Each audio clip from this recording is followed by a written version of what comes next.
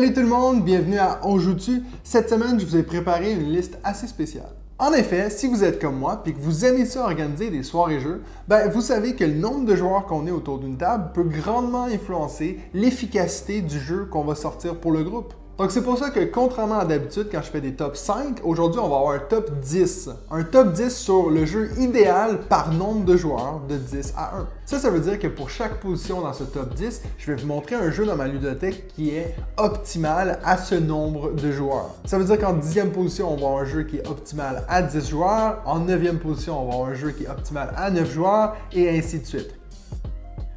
Je vais aussi avoir une mention honorable par position. Par contre, je ne vais pas prendre le temps de la commenter pour pas que la vidéo soit trop longue. Donc, on va commencer cette liste en 10e position. Si moi, je suis 10 joueurs autour de ma table, le jeu que je vais sortir à chaque fois, c'est The Resistance Avalon. Je sais que je vous ai déjà parlé de The Resistance sur ma chaîne, c'est un jeu que j'adore. C'est justement le jeu qui a fini en première position de mon top 5, 6 joueurs et plus. The Resistance, c'est un excellent jeu d'identité secrète qui, contrairement au très populaire Loup-Garou, il n'y a personne qui va mourir. On va être tous dans la partie jusqu'à la fin. Et c'est aussi un jeu qui va très vite, ce que je trouve qui est très nécessaire quand on est 10 personnes autour d'une table. Il faut que ce soit dynamique et il faut que ça aille vite. Donc, une partie normale de Resistance, ça va prendre environ 10-15 minutes. Puis si on va en refaire une autre, on recommence. Donc, on peut justement changer les rôles et tout le monde aura une chance d'être un traître et ainsi de suite. Donc, un excellent choix si vous êtes 10 joueurs autour de la table. En 9e position, on a un jeu qui se joue idéalement à 9 selon moi, Galerapagos. Donc, dans Galerapagos, en fait, on est un groupe de survivants qui est sur une île déserte et puis il faut essayer de travailler ensemble pour s'en sortir vivant. Donc, en gros, c'est un jeu coopératif, jusqu'à ce que ce ne le soit plus. Parce que bien sûr, on travaille en équipe, mais éventuellement, on ne pourra pas subvenir à nos besoins. Puis c'est à ce moment-là que, bye bye, on va sacrifier quelqu'un. C'est justement ce qui est génial à 9 joueurs. Je trouve que le fait que c'est un nombre impair et puis on est un grand groupe, on arrive justement à se faire des mini-alliances, de dire écoute, moi je t'aide, mais quand j'aurai besoin de toi, t'es mieux d'être là pour moi. Et puis on a un peu ce côté-là où on peut se faire des mini-groupes à travers le plus grand groupe. C'est un jeu que j'ai acheté assez récemment, donc j'ai pas fait énormément de parties, mais j'en ai fait une à 9 et une à 7, et je trouve qu'à 9, ça joue beaucoup mieux qu'à 7. En 8e position, on a un jeu qui va surprendre personne parce qu'ils savent que j'adore jouer à ce jeu à 8. Captain Sonor. Captain Sonor, pour moi, c'est l'exemple idéal d'un jeu qui est optimal à 8 joueurs. Deux équipes de 4 qui s'affrontent dans une bataille navale, soit en tour par tour ou en simultané, ce qui est encore plus stressant. Ça fait des parties où on est très engagé dans ce qui se passe et puis on est très soucieux de dire est-ce que j'ai fait la bonne chose. On a vraiment cette impression de travailler en équipe puis de vraiment avoir cette cohésion entre nous puis de dire si on réussit pas ensemble, on va couler, on va crasher. J'ai fait des parties de Captain Sonor à 6 joueurs, ça se fait, mais moi je trouve qu'à 8, justement, que tout le monde ait son propre rôle et puis tout le monde est concentré sur ce qu'ils font, il n'y a rien de mieux. En 7e position, on retrouve un des rares jeux dans ma ludothèque qui se joue jusqu'à 7 joueurs, Just One.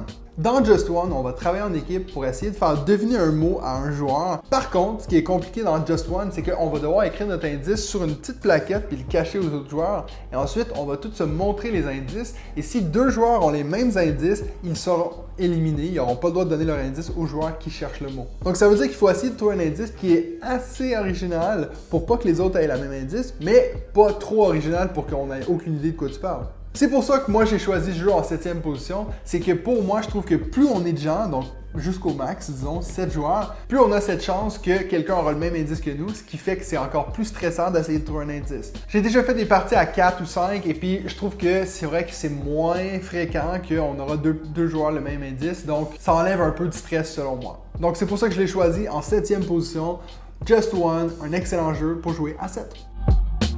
En 6e position, j'ai choisi un jeu que je trouve qui est optimal à 3 contre 3, Décrypto. Dans Décrypto, on va tenter de faire deviner une séquence de mots à nos coéquipiers sans qu'eux puissent voir bien sûr c'est quoi notre séquence. Où le jeu devient compliqué, c'est que l'autre équipe a le droit d'entendre nos indices et essayer d'intercepter notre séquence avant que notre équipe devine. Pour moi, Decrypto, c'est l'idéal à 6 parce qu'on aura 2 équipes de 3 comme j'avais déjà dit. Et en fait, ça veut dire que pendant qu'on donne un indice, on en a au moins deux coéquipiers qui peuvent se consulter. Et en plus de ça, ça nous permet de pouvoir rejouer une fois, potentiellement quand on est le premier joueur. Et puis c'est assez génial de devoir redonner des indices qu'on ne peut pas redonner les mêmes qu'on avait donnés la première fois. Donc pour moi, Decrypto, c'est l'idéal à 6 joueurs, surtout si vous êtes tanné de tout le temps jouer à Codenames. Decrypto est justement plus stratégique et puis justement, c'est dans la même catégorie de jeu, donc on va se reconnaître là-dedans. En 5e position, le jeu idéal à 5 joueurs, selon moi, Celestia. Celestia, c'est un jeu dans la catégorie de jeu qu'on appelle Stop ou encore ou Push Your Luck, ce qui veut dire qu'à un moment, il faut se poser la question, est-ce que je continue ou j'arrête? Est-ce que je veux risquer de perdre tous les points que j'ai accumulés ou est-ce que j'arrête ici et puis je prends les points que j'ai déjà? Celestia a le mérite d'être un des seuls jeux de ma ludothèque que j'ai jamais eu de mauvaises critiques. En général, tout le monde est content d'apprendre à jouer à ce jeu-là, puis les gens qui connaissent sont contents de rejouer à ce jeu. Et je trouve que pour moi, ce jeu-là passe aussi bien à 4 qu'à 5 joueurs, donc aussi bien le sortir quand on est 5, on a un petit peu plus. Donc pour moi, idéal à 5 joueurs. En plus, à 5 joueurs, ça nous fait plus de cibles à gens à foutre en bas du bateau.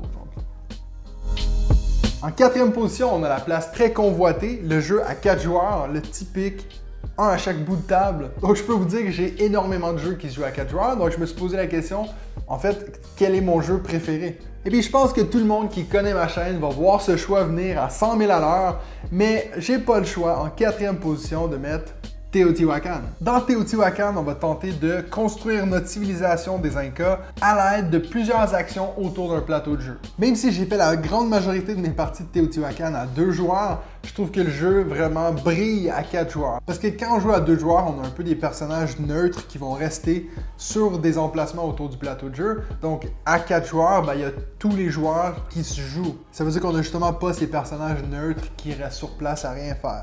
Comme j'ai déjà dit, si tous les joueurs connaissent le jeu, c'est des parties qui sont très dynamiques, qui peuvent aller très vite, même si c'est un jeu qui est relativement long. Mais on n'a pas beaucoup de temps d'attente, ce qui est génial pour ce genre de jeu.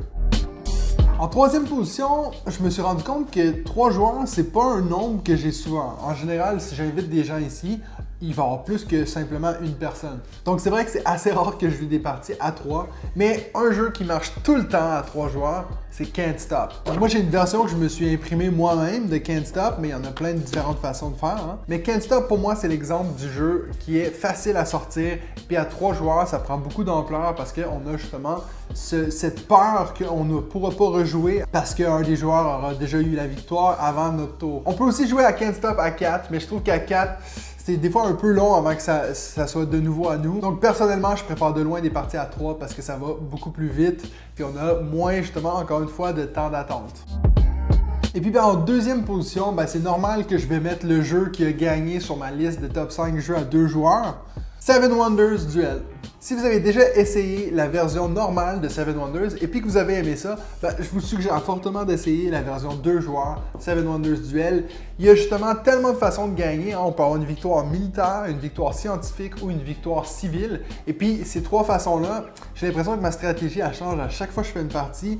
C'est hyper dynamique, ça va très vite. Si je regarde, exemple, toutes les parties que j'ai fait avec ma conjointe, c'est presque jamais arrivé que quelqu'un gagne 2, 3, 4, 5 parties de suite.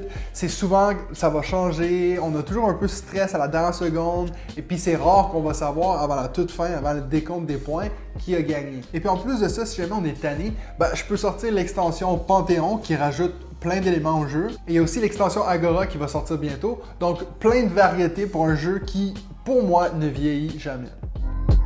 Et puis nous voilà en première position. Je vous ai déjà dit plein de fois que je suis pas quelqu'un qui aime faire des jeux en solo. Et en plus de ça, j'ai qu'un jeu qui se joue optimalement en solo. Donc par défaut, je vais mettre One Deck Dungeon. Encore une fois, c'est pas pour dire que c'est pas un excellent jeu, je trouve que c'est très cool de jouer à One Deck Dungeon, mais comme je vous l'ai déjà dit, si je suis tout seul et que je veux jouer à un jeu, il y a des bonnes chances que je vais jouer à un jeu vidéo et non à un jeu de société. Mais les 3-4 parties que j'ai fait pour préparer la vidéo sur One Deck Dungeon, que vous pouvez d'ailleurs aller voir dans ma chaîne, je trouve que c'est un jeu qui offre un bon challenge et qui s'éternise pas. Donc voilà mon choix par défaut pour le meilleur jeu à jouer tout seul. Donc voilà, c'est tout pour cette liste des jeux optimales par nombre de joueurs. J'espère que j'ai réussi à vous donner des bonnes suggestions pour votre prochaine soirée jeu. Et puis vous, si vous n'êtes pas d'accord avec mes choix ou si vous voulez me faire votre propre liste de vos jeux préférés selon chaque nombre de joueurs, écrivez-le dans les commentaires et surtout, n'oubliez pas de vous abonner à ma chaîne. Et sinon, nous, on se revoit dans un prochain épisode. Arrête de bouger ton doigt. Dans un prochain épisode de On joue-tu?